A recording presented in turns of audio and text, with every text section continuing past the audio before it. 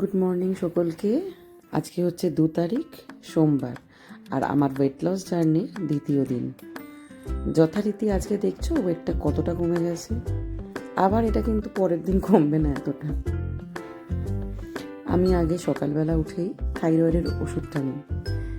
অভ্যাস, যবের থেকে মাম্মাম হয়েছে তবের থেকে আমার থাইরয়েড ধরা পড়েছে, প্রায় 19 বছর। থাইরয়েডের ওষুধ খেয়ে তারপরে আমি যে কোনো রকমের জল খাই বা চা খাই। আগে তো চাও খাওয়া হতো বহুবার, এখন একবারই। আজকে আমি এই জলটা খেয়ে নিয়ে ব্রেকফাস্ট বানাতে যাব। ব্রেকফাস্টটা তাড়াতাড়ি করে না খেলে চা খাওয়া হয় না, আর চা তো খাওয়া অভ্যাস সকালবেলায়। চাটা না খেলে আর কোনো কিছুই ভালো লাগে না, তাই চটজলদি এখন ব্রেকফাস্টও আমার খাওয়া হয়ে যায়। আর আজকে ব্রেকফাস্টে বানাবো ভেজিটেবল অমলেট। এর মধ্যে সমস্ত কিছু দিয়েছি: কড়াইশুঁটি, বিনস, গাজর, ফুলকপি, টমেটো, কাঁচা লঙ্কা, একটু ধনেপাতা, পেঁয়াজ, সব কিছু একসাথে ভালো করে কুচিয়ে নিয়ে তার মধ্যে এর মধ্যেই ডিম আর নুনটা মিশিয়ে নিয়েছি।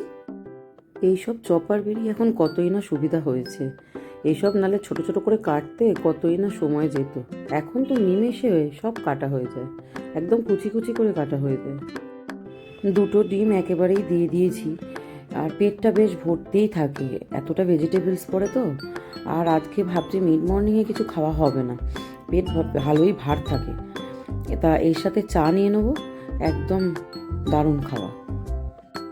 আমি অমলেটটা করার জন্য একটু সর্ষের তেলে দিলাম, খুব ভালো করে গরম হলে তারপর ব্যাটারটা দিয়ে দেব। আর ব্যাটারটা কিন্তু একদম সিম আছে অমলেটটা ভাজতে হবে, কারণ ভিতরে সমস্ত সবজিগুলো নাহলে কাঁচা থেকে যাবে, খেতে একদম ভালো লাগবে না। খুব একদম কমিয়ে কমিয়ে কমিয়ে কমিয়ে ভাজতে হবে। আর যেহেতু অনেক ভেজিটেবলস আছে এতে, একটু উল্টাতে সমস্যা হয়। তা এক পিঠ হয়ে গেলে আমি করেছি কি, প্লেটের মধ্যে তুলে নিয়েছি, দিয়ে আবার ফ্রাইং প্যানে উল্টো করে দিয়ে বসিয়ে দিয়েছি। এটা আমি আর ভিডিও করতে পারিনি, এখনও এতটা বুঝে উঠতে পারিনি কোথায় ভিডিওর ক্যামেরার অ্যাঙ্গেলটা রাখলে ঠিক করে ভিডিওটা হবে। পুরো পিৎজার মতো দেখতে হয়েছে, খেতেও কিন্তু খুব টেস্টি। ওপরে একটু ভালো করে সস দিয়ে নিলে, আমি অতটা সস খাই না, তবে এইসবের সাথে একটু সস ভালোই লাগে। আমি একটু স্যালাড নিয়ে নিয়েছিলাম, গাজর আর শশা। গাজর আর শশাটা সবসময় খেতে পারি, তাও এখনও ফলটা আমি খেয়ে উঠতে পারিনি। দেখি একটা করে ফল খাবার অভ্যাস তো করতে হবে এবার তাড়াতাড়ি একটু ব্রেকফাস্টটা করি, তাহলে চায়ে একটু চুমুক দিতে পারবো। চাটা সকাল থেকে না পেলে জানি কেমনই হয়। আমি একটুখানি স্যালাডের ওপর হালকা করে লেবু আর একটু বিট লবণ দিয়ে দিয়েছিলাম। ডায়েট করবে বললেই তো হয় না, তার জন্য যে কত রকমের রান্না বান্না করতে হয়। এটা খেয়ে আজকে এতটাই পেট ভর্তি ছিল যে আমি গ্রিন টিও খেতে পারিনি, একদম সরাসরি লাঞ্চ করেছি।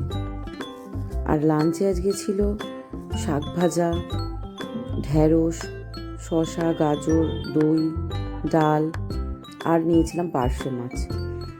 আমার মনে হয় ভাতের পরিমাণটা আর একটু কমাবো নাকি। আমি যদিও বাটি মেপেই খাচ্ছি, একটা বাটি নিয়ে রেখে দিয়েছি, সেটার মাপ করেই খাচ্ছি, বুঝতে পারছি না। দেখি ভেজিটেবলসটা তো বাড়িয়ে নেবো একটুখানি, এই ভাতটা ভাবছি একটু কমিয়ে দেবো।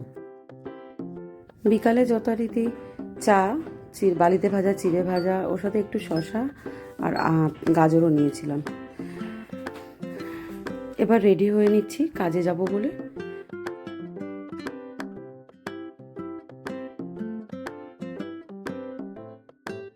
মুখে টোনার, ময়শ্চারাইজার লাগিয়ে ফেস পাউডার লাগিয়ে নিলাম।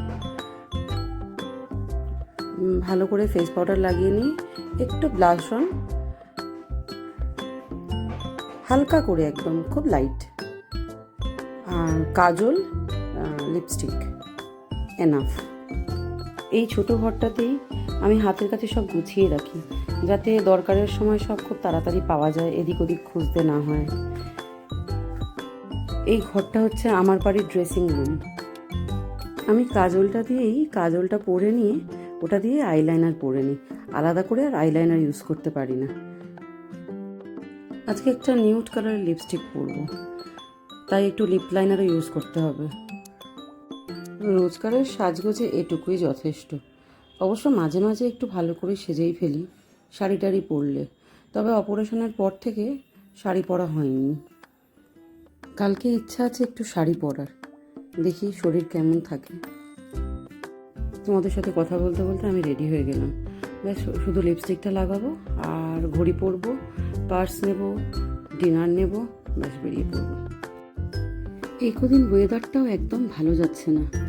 সকালের দিকে ঠান্ডা হাওয়া, রাতের দিকে ঠান্ডা ঠান্ডা ভাব, আর দুপুরবেলা সেরকম গরম। এখন তো ফ্যান ছাড়া থাকাই যায় না।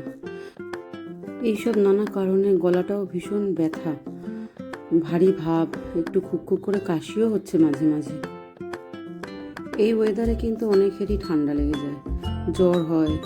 সবাই সাবধানে থেকো। এই সময় রেডি হয়ে বেরোবার আগে আমার যে দিদি থাকে সাথে, তার সাথে আমার কথা শুরু হয়। সন্ধ্যের সব কাজ বুঝিয়ে দেওয়া, পরের দিন কি রান্না হবে না হবে সেই সব আলোচনা, হাসি ঠাট্টা, গল্প গুজব, অনেক কিছু। তোমাদের সাথে কথা বলতে বলতে রেডি হয়ে গেলাম। আজকে ডিনারে ছিল চিকেন বেকড, কিছু ভেজিটেবলস, স্যালাডস আর একটা ডিম সিদ্ধ। আজকের জন্য টাটা, দেখা হবে কালকে।